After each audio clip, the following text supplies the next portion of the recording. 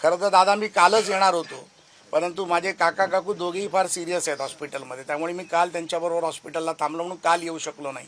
म्हणून काल रात्री मी छत्रपती संभाजीनगरला आलो. आज तुम्ही जे मला आमंत्रण केलं त्या आमंत्रणाचा मान सन्मान करून मी आज तुमच्याकडे चर्चेला आलो.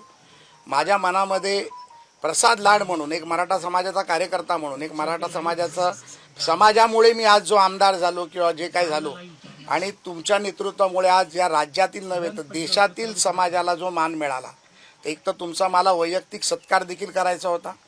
तुमच्या मनामध्ये माझ्याबद्दल जर कुठला द्वेष असेल तर तो मला दूर करायचा होता.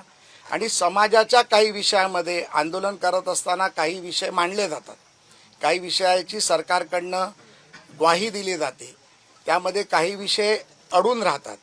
ते अडलेले विषय काय आहेत आणि ते माझ्या माध्यमातून एक मुंबईमध्ये एक सामाजिक कार्य करत असताना, नेतृत्व करत असताना, सभागृहामध्ये नेतृत्व करत असताना माझ्या माध्यमातून आपल्याला अजून चांगली काय मदत होऊ शकते, आपले विषय कसे मिटू शकतात, आपल्या विषयामध्ये मी तुमच्या दूताची भूमिका करू शकतो का, ह्या सर्व विषयाला घेऊन दादा आज मी तुमच्या आमंत्रणाला मान देऊन मी इथे तुमच्याकडे आलो आहे.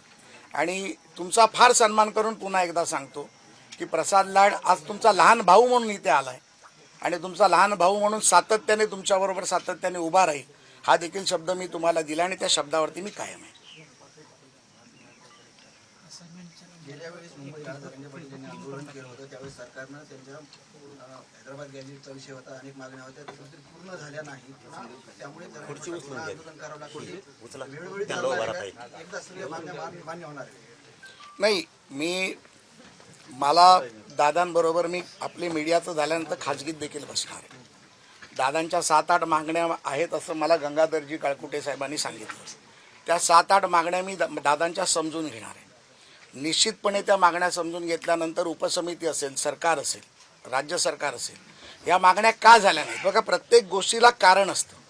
काही गोष्टीमध्ये कायदेशीर अडचणी असतात, काही गोष्टींमध्ये फॉलोअप हा विषय असतो, काही गोष्टींमध्ये कोणाचा पाठपुरावा न झाल्यामुळे झालेलं असतं. पण दादानी सांगितल्यानंतर मी आज दादाला विनंती करायला आलो आहे भाऊ म्हणून की तुमच्या मागण्या तुम्ही मला सांगितल्यानंतर मला जर तुम्ही काही काळ दिला तर त्या काळात मी त्या तुमच्या मागण्या पूर्णत्वाकडे नेण्यासाठी 100% प्रयत्न करेन. मी माझा एक शब्द देखील सांगितला होता, या मागण्या पूर्ण नाही झाल्या तर मी माझ्या आमदारकीचा राजीनामा देईन आणि तो समाजासाठी देईन. कारण मी समाजाचा कार्यकर्ता आहे. पहिल्या जातीसाठी माती खायला मी तयार आहे.